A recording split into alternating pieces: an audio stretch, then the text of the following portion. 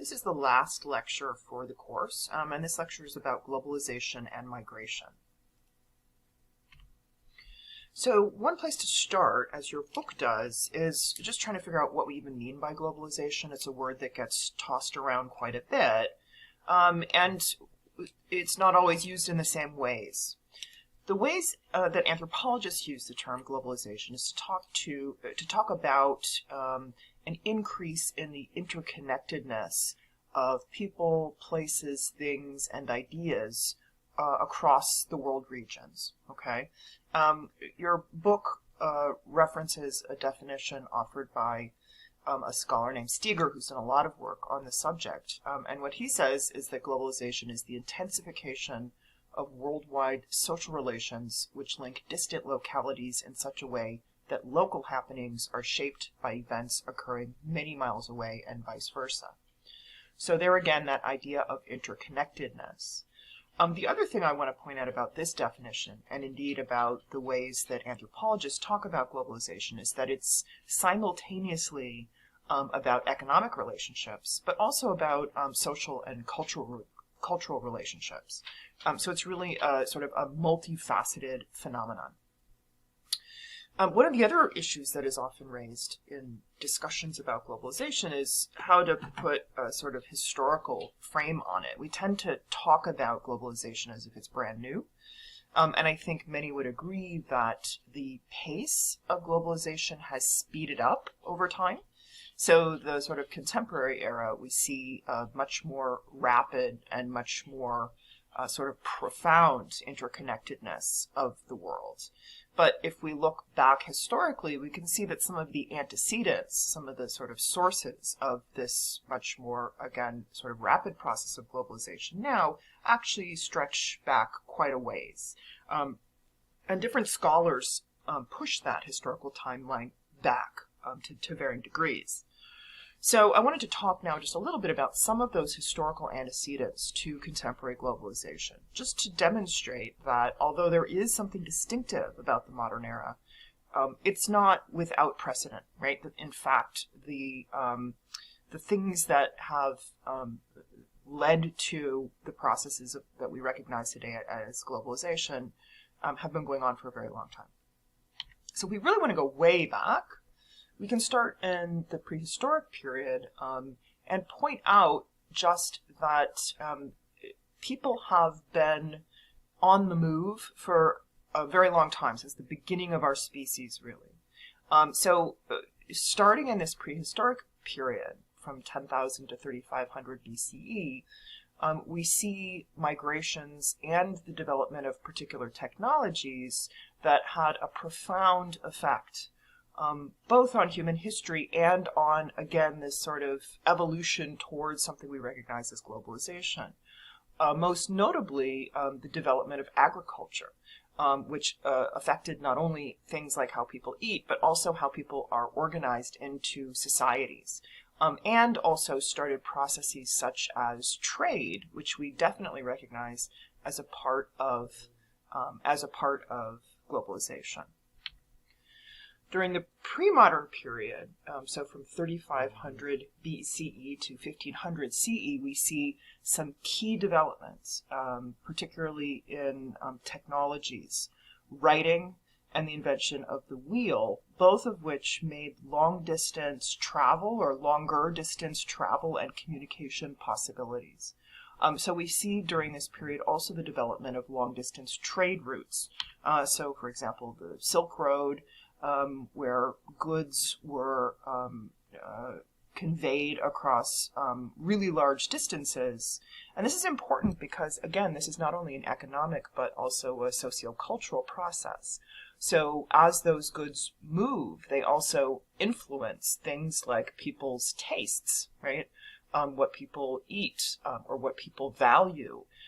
So again, these are processes that look very similar to the contemporary forms that we call globalization.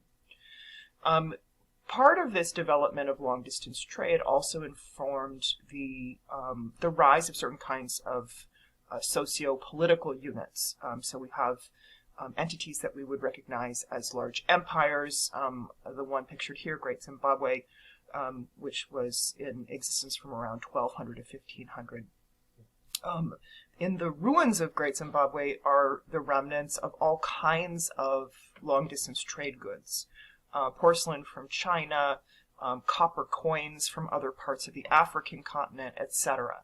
So we know that these empires, in addition to the sort of political strength that they had locally, were also enmeshed in global economic systems. The early modern period from 1500 to 1750, which your book also mentioned, is certainly a clear antecedent to contemporary globalization. This is during the period when the European countries traveled the world and established themselves as colonial powers by claiming territories in various parts on various parts of the globe. So we really see more of this connection as, again, these colonial empires connected different parts of the world economically, politically, and socially. The modern period, so starting at around 1750 and into the sort of middle, late 20th century, we see further change, particularly the Industrial Revolution in Europe, which led to the rise of new kinds of workspaces like factories, which also, again, transformed the production of goods, the consumption of goods, and certainly the way that goods were sort of distributed through various trading channels. Your book also mentions a particular moment in 20th century history, which is the Bretton Woods Conference and the various other developments after World War II that established international organizations that in the period since then have had a tremendous effect on the world and on this, again, increasing interconnection. So entities like the IMF and World Bank, which have had a tremendous effect on international economics, and the UN, which has established all kinds of international political treaties and agreements among or across world regions and nation states. All of these developments are really about these broader entities, broader organizations that supersede individual societies or individual states. And all of those are hallmarks of globalization. In terms of how we theorize globalization within anthropology, your book mentions a particular piece of scholarship by the anthropologist Arjun Appadurai, who has been very influential in anthropology and in other social sciences for the particular sort of theoretical model that he uses to understand globalization. And that model is, Appadurai talks about scapes. Scapes are a way of understanding how different sorts of things move around the world, how they flow around the world. And Appadurai has recognized several of these scapes. So again, this is just a way of thinking about that interconnectedness by tracing the movements of different kinds of things. So one of the first ones that Appadurai talks about is what he refers to as ethnoscapes. So this is the movement of people, of populations of people. Migration is also a part of the unit that we're working on this week. Indeed, the sort of movement of populations of people is absolutely one of the most important elements of globalization. You're reading a book about just such a thing right now, the Labor and Legality book, and the lives of the lions depicted in that book are very much an example of this sort of modern globalization and the human movement that accompanies it. Again, this is not a brand new phenomenon. We can look, for example, to the early 20th century in the United States as a time of tremendous immigration into the U.S., particularly from Europe, through the present, right? Our borders have, in some ways, become much more politicized than they were at the turn of the 20th century. But all the same, this movement of people in particular directions, very much a part of globalization, And this is the element of globalization that Apataray refers to as ethnoscapes. Another one of these scapes is what Apataray calls technoscapes. So if ethnoscapes are the movement of people, technoscapes is the movement of technology. And again, we can see the ways in which certain technologies and the places that they sort of take hold and the effects that they have in the societies where they take hold are very important to the sort of contemporary world. So one that I chose to pull out here, just because I think it's an interesting example, is that of cell phones. In the US, many of us sort of have taken for granted that we have a cell phone on us at most times of the day. But the fact is the distribution of these kinds of technologies is really uneven. And there are some sort of surprising ways in which technology is distributed. So, for example, although we think of the cell phone as a sort of largely Western phenomenon, the fact is that the majority of cell phone users live in the developing world. And if you look, in fact, at the adoption of cell phones on the African continent, you see incredible growth. So even as the vast majority of people in Africa do not have landlines, there's this incredible increase over recent years of people with cell phones. So there was sort of, although in the U.S. many households started with landlines and moved from there to cell phones, on the African continent, many people sort of leapfrogged over the landline directly to the cell phone. And that's had a huge effect on both the ability of people to stay in touch with other people and across even diasporic communities, as it affords people the ability to stay in touch with other family members and friends who have migrated to other parts of the world. Finance-scapes are another one of the scapes. We know that money is mobile in the contemporary world, that in fact it often exists in a completely electronic or virtual form as it moves across various kinds of banking and investment organizations. So one of the things that Apataray noticed is that one of the things that's absolutely flowing around the world are finances.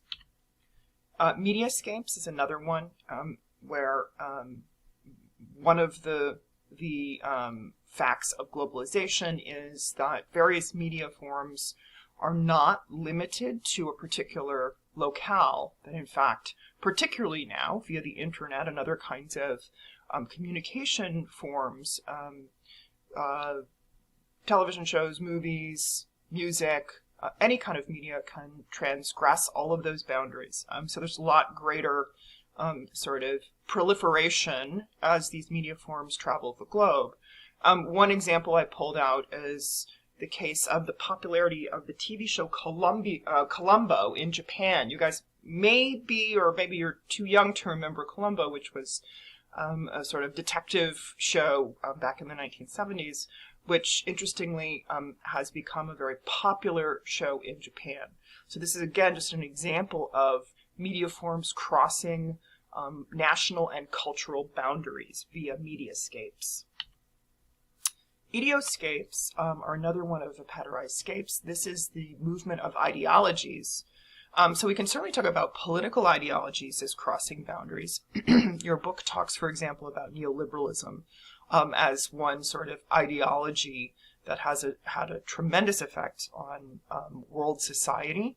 And one of the ways that it has done so is by being sort of exported from the West to various other countries and becoming a sort of dominant ideology in that way. Now, as these kinds of movements and intersections take place, one of the key things that anthropologists like to point out is that it doesn't mean that local culture gets destroyed. Often we even hear this phrase, the McDonaldization of the world, which is usually used to suggest that because we have these sort of global commodities and these global cultural flows, that stuff coming from the West, and particularly stuff coming from the US, sort of steamrolls over everything else. So everything becomes more the same. Anthropologists would suggest that that's not actually the case. It is certainly true that commodities, including stuff like fast food from McDonald's, certainly have spread all over the place, but it doesn't mean that they're exactly the same everywhere. So, in fact, what often happens when there are sort of global, either cultural items or items for consumption that move from one place to another, where they are received, they take on some of the local flavor. And that process is sometimes referred to as globalization. So in other words, it's between the global and the local. So it's the ways in which the global and the local connect. So we can even look at something that seems as sort of familiar as McDonald's and see that it's not actually the same everywhere, right? McDonald's is an international corporation that certainly has its fingers all over the place, right? It's in contact with all countries in the world for the most part, but it still is connected to local tastes to some extent.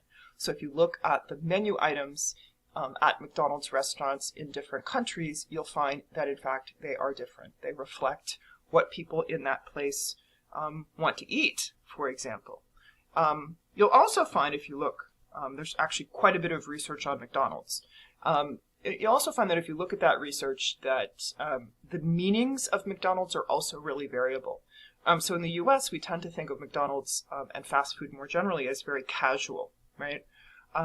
But in plenty of places, McDonald's is a sort of status symbol, and it's something that's considered sort of a high status place to go or to be seen.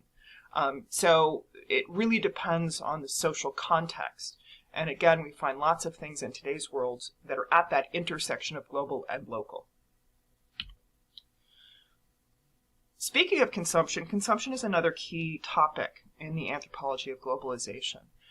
The things that people buy often have a lot to do with things other than just the object itself. That they reflect questions of taste, what people prefer, and they also confer identity and status. And this is certainly the case with global commodities that people consume. That certain kinds of brand names often are seen as reflecting something about the owner. And people therefore go to great lengths sometimes to get a hold of those things.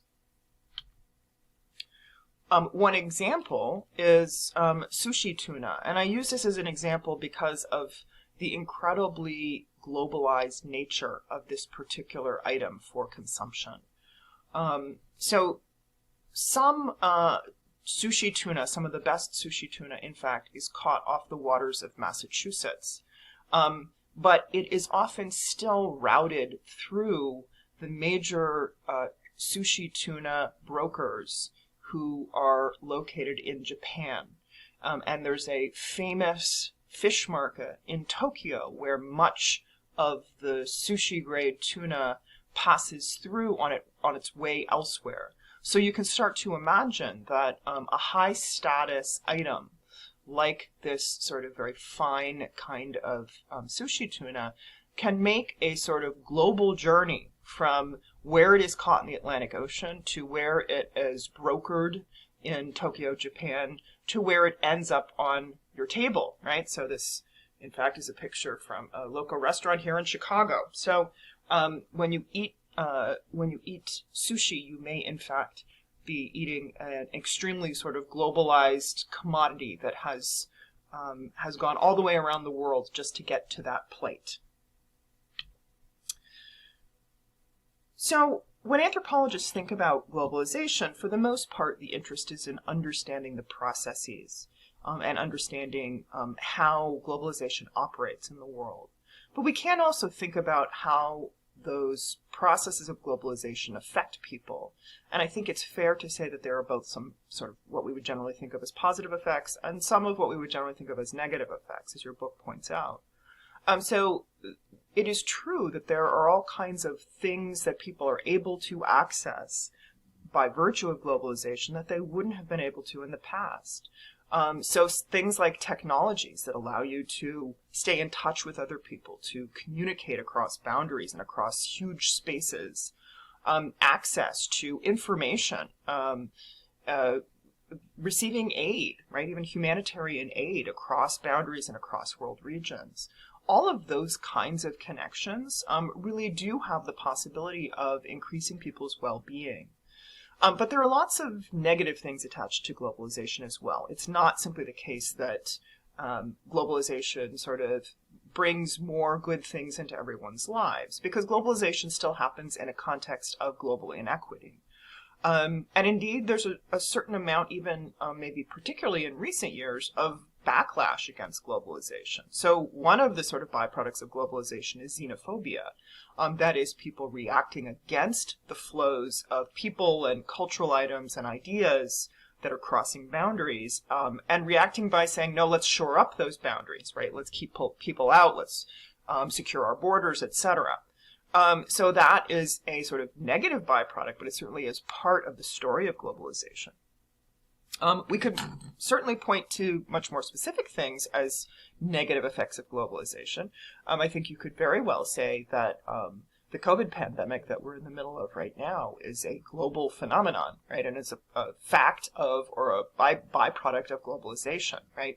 It's about international travel and the sort of porousness of borders right now. So the incredible amount of suffering and loss that's been a result of that pandemic and the many other pandemics that have happened again across history, we can certainly say that that is one effect of globalization, and one that is certainly negative for people who encounter it. We could also suggest that a sort of another sort of negative element of globalization is that it has not really disrupted the long-standing relationships between the global north and the global south. Indeed, many have noted that the colonial relationships that we talked about earlier in the lecture have been continued through the process of globalization.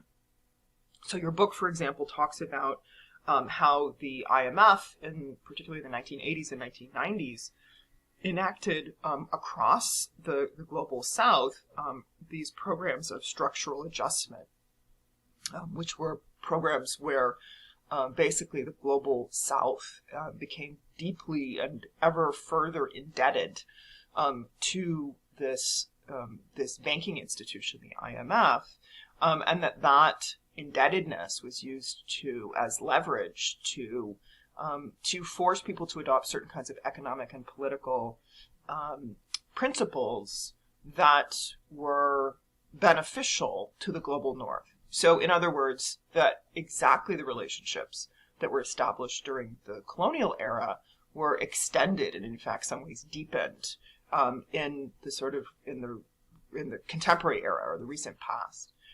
So indeed, globalization in some ways has not been about breaking boundaries. In some ways, it's just been about maintaining some of those relationships that were deeply unequal to begin with. The final point I'll make about globalization is all of this sort of interconnectedness and recognizing that interconnectedness has also had an effect on how anthropologists do their research. As you've been learning this semester, anthropologists do field research typically by locating themselves in a particular place, in a community, and trying to learn as deeply as they can about life in that community. Well, as we've just been talking about, often that community is connected in all kinds of ways to lots of other communities in different parts of the world. And anthropologists, therefore, have had to shift some of their methods over time. One of the ways is by doing what's sometimes referred to as multi-sited ethnography. So still using some of those same techniques of doing interviews and observations and all those other kinds of things we've talked about, but maybe doing it in several different locations, right? To try to get a sense of how different places are connected as part of a network, right? So not assuming that each community is sort of separate unto itself, but trying to bridge between one place and another by doing some research in one part of the network and some research in another part of the network. So that's one way in which anthropology has changed. And the other is that it has encouraged anthropologists to expand some of the topics that we study, right? In earlier parts of the history of anthropology, anthropologists tended to, for example, work in more rural spaces, rural communities. Now anthropologists work everywhere in the world, including, in the center of big cities, right? Or working on various kinds of power brokers. So indeed, anthropologists understand that it's important that the research that we do also demonstrates those connections between the global north and the global south, and precisely those power dynamics that are that unequally distribute power across the world. So I don't think anyone would say that anthropologists have stopped doing the kind of research that has long been a part of the field, but more that we have added on some other techniques for doing research and some other topics that are increasingly important in the wake of globalization. So we'll stop the lecture there, and I hope you have a great rest of the week.